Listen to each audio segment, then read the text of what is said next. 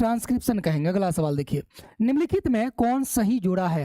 निम्नलिखित में कौन सा सही जोड़ा है? तो कभी भी साइटोसिन जो है ट्रिपल बॉन्ड के साथ जुड़ता है, तो ये साइटोसिन जिसमें है सब गलत हो जाएगा, यानी एडेनिन और थाइमिन गलत सही होगा, एडेनिन और थाइमिन सही होगा। अगला सवाल, निम्नलिखित में से कौन आरंभिक कोडोन है? यानी AUG और GUG जो होता है वह आरंभिक कोडोन होता है, यानी यहाँ पर AUG और GUG, AUG और GUG, यानी ये आंसर हो जाएगा सी।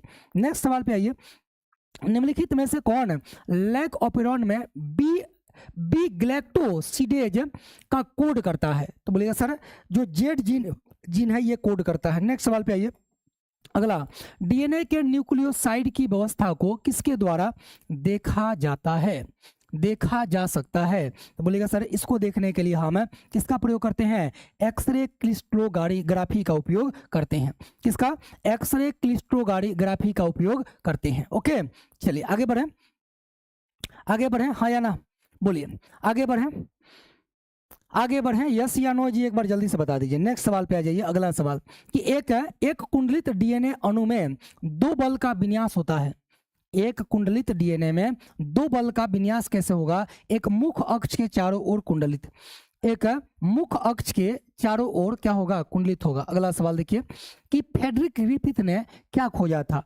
फ्रेडरिक ग्रिफिथ ने मेरे प्यारे छात्र क्या खोजा था? जल्दी से बता दीजिए। तो बोले सर फ्रेडरिक ग्रिफिथ ने ट्रांसफॉर्मेशन यानी रूपांतरण का सिद्धांत इन्होंने क्या किया था? खोजा था। क्या खोजा था? रूपांतरण का सिद्धांत इन्होंने खोजा था। ओके, क्लियर है?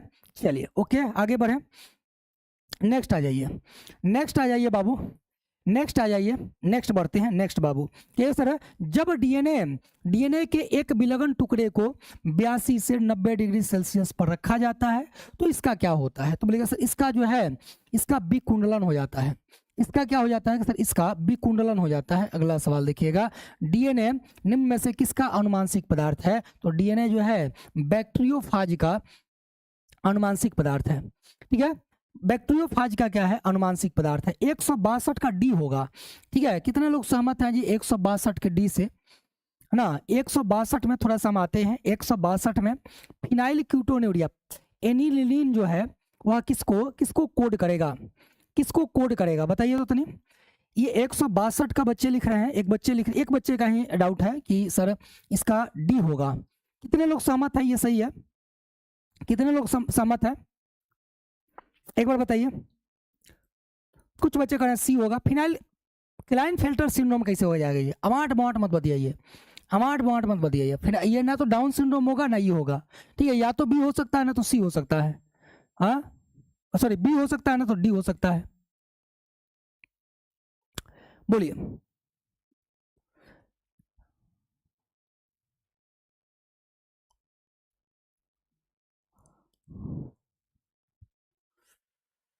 चलिए ओके, ले जा रहे हैं डी पर। सिकल सेल एनीमिया है ना, हीमोग्लोबिन त्रुटि के कारण होता है। ओहो हो, फिनाइल क्यूटोन्यूरिया हीमोग्लोबिन त्रुटि दिया है, सॉरी बच्चों। ठीक है, हीमोग्लोबिन त्रुटि है ना। बढ़ते आगे। ठीक है, यहां आ गए। नेक्स्ट आइए, यहां पर बोलिएगा सर यदि किसी द्विकुंडलित लिखा गया है ये, यदि किसी द्विकुंडलित डीएनए में 20% साइटोसिन है तो इसमें एडेनिन बताइए। जितना परसेंट दिया रहे उसका डबल कर दीजिएगा। जितना परसेंट दिया रहे डबल, तो 20 गुना 40, 60 में से घटा 100 में से 40 जाएगा तो बचेगा 60, 60 को 2 भाग कर दीजिए 30 आ जाएगा। ठीक है, 30 आ जाएगा। ये आपको हम बताए हैं कैसे निकाला जाता है। आरएनए निम्नलिखित में से किसका अनुवांशिक पदार्थ है? आरएनए निम्नलिखित में से किसका अनुवांशिक पदार्थ है? थोड़ा तेजी में आइए अब आप लोग, ढेर सारा क्वेश्चन है और इन सभी क्वेश्चन को हमें 4 घंटे के अंदर निपटाना है। ठीक है, नहीं तो ज्यादा रात हो जाएगा तब भी दिक्कत है, क्योंकि कल एग्जाम है, आप लोगों को सोना भी है, टाइम से सोना भी है, जरूरी है सोना। ठीक है, तो इसलिए थोड़ा सा हम लोग फास्ट चलेंगे। ठीक है, हम लोग थोड़ा सा फास्ट चलेंगे। बच्चे पूछ रहे हैं इसका कैसे हो जाएगा, जितना दिया रहेगा इसका 2 गुना कर दीजिएगा, मल्टीप्लाई 2 गुना तो ये हो जाएगा 40%। ठीक है, 100 में से घटाइएगा, 100 में से 40 आ जाएगा। अभी हम निकाल करके नहीं बताएंगे, तो ये जाएगा 60%, और 60% को 2 से भाग दे दीजिएगा तो ये जाएगा 30%। ठीक है, अभी कैसे आया नहीं आया इतना याद करने का टाइम आपके पास नहीं है। ठीक है, ट्रू प्रूफ में आपको नहीं जाना है। ठीक है, बोलिए फास्ट चला जाए ना जी, बताइए। चलिए जी आगे बढ़ते हैं। नेक्स्ट बोले सर ये किसका अनुवांशिक पदार्थ है, बताइए। आरएनए। तो बोले सर ये टीएमवी का अनुवांशिक पदार्थ है। टीएमवी मतलब टोबैको मोजेक वायरस। आगे बढ़ते हैं, अगला सवाल, कौन सा समापन कोडोन कोडोन है, समापन कोडोन इनमें से कौन नहीं है। अरे पूछा गया इनमें से समापन कोडोन कौन नहीं है, तो बोले सर AUG जो होता है वह प्रारंभन कोडोन है, ये समापन नहीं है। नेक्स्ट सवाल कि हर्षे एवं चेस, चेस बोलिए चाहे चेज बोलिए, अंग्रेजी में जब हम लिखते हैं तो चेस ही लिखते हैं, CHSE। ठीक है, CHASE, तो हम इसको चेज बोलेंगे, चेज बोलिए या चेस बोलिए। हर्षे एवं चेज का प्रयोग का निष्कर्ष क्या था, तो मेरे प्यारे छात्र इन लोगों ने बताया क्या चीज, इन लोगों ने बताया कि विषाणु का आनुवंशिक पदार्थ क्या होता है, DNA होता है। ये बात इन लोगों ने प्रूफ किया था। ठीक है, आगे बढ़िए, अगला सवाल, निम्नलिखित में से कौन सा कथन DNA की प्रकृति के बारे में गलत है। तो DNA की प्रकृति के बारे में कौन गलत है, सवाल अगर पूछा जाता कि DNA की प्रकृति के बारे में सही कौन है, तो DNA का अर्ध संरक्षित प्रतिकृति होता है, ये सही बात है। DNA की प्रतिकृति प्रमुख एंजाइम DNA पॉलीमरेज है, ये भी सही बात है। प्रकृति में किसी भी गलती परिणाम स्वरूप उत्परिवर्तन होता है, ये भी सही बात है। लेकिन ये गलत है कि DNA की दोनों लड़ियों पर प्रतिकृति सतत होता है। ठीक है, तो कल को मान लीजिए आपसे पूछा जाता कि इनमें से DNA के बारे में या DNA की प्रतिकृति के बारे में कौन सा कथन सही है, और लास्ट में दे दिया था ऑल ऑफ एबव, तो क्या होता, गल भैंसिया पानी में। बोलते आप लोग नहीं मेरे प्यारे छात्र, पढ़ाई जो है आपको ऐसे करना है कि क्वेश्चन का पैटर्न बदल दिया जाए, क्वेश्चन को चेंज कर दिया जाए, तब भी आप GUD कर पाए। ठीक है, जैसे एक जो सैनिक होता है, सैनिक को क्या किया जाता है, सैनिक को बंदूक चलाना सिखाया जाता है। वहां कहीं नहीं कहा जाता है कि पाकिस्तानियों को मारना है या चाइनीज को मारना है, आतंकवादियों को मारना है, सिखाया जाता है नहीं, बस उसको ये सिखाया जाता है कि आपको बंदूक चलाना है, गोली चलाना है।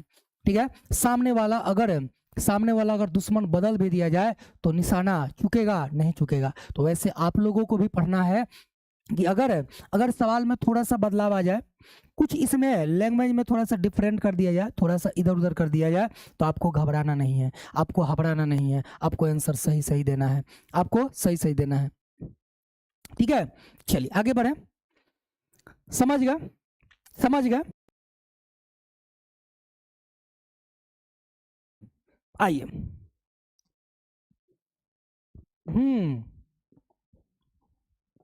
ये लीजिए, कुछ एमिनो अम्ल का कूट लेखन एक से अधिक प्रकूटों द्वारा होता है।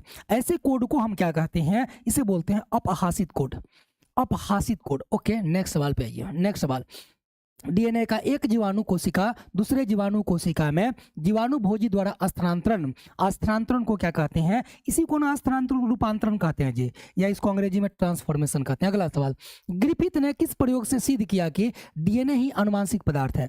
ग्रिफिथ का प्रयोग जो 1928 में हुआ था, यह रूपांतरण का प्रयोग था या रूपांतरण का सिद्धांत था। अगला सवाल, निम्नलिखित में कौन सी जोड़ी RNA में मिलता है।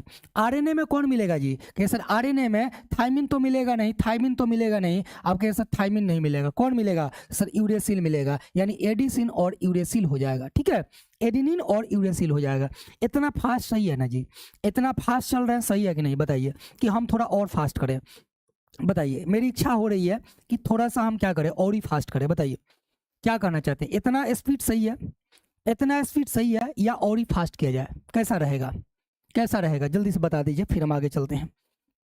DNA से mRNA बनने की क्रिया को क्या कहते हैं। DNA से जब mRNA बनेगा तो हम इसे ट्रांसक्रिप्शन कहेंगे।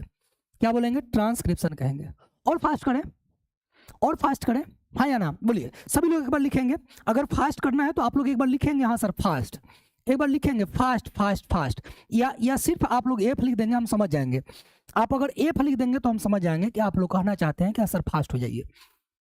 फास्ट हो जाइए, ठीक है। हाँ, ज़्यादा फास्ट चलना भी ठीक नहीं है ठीक है। हाँ, कुछ हमारे नए नए जो बच्चे हैं वो पीछे छूट जाएंगे, है ना, कुछ बच्चे हमारे पीछे छूट जाएंगे। अरे सब लोगों का कहना है कि फास्ट कीजिए, अधिकांश बच्चे कहना है फास्ट कीजिए। अच्छा, थोड़ा सा फास्ट करते हैं, ठीक है।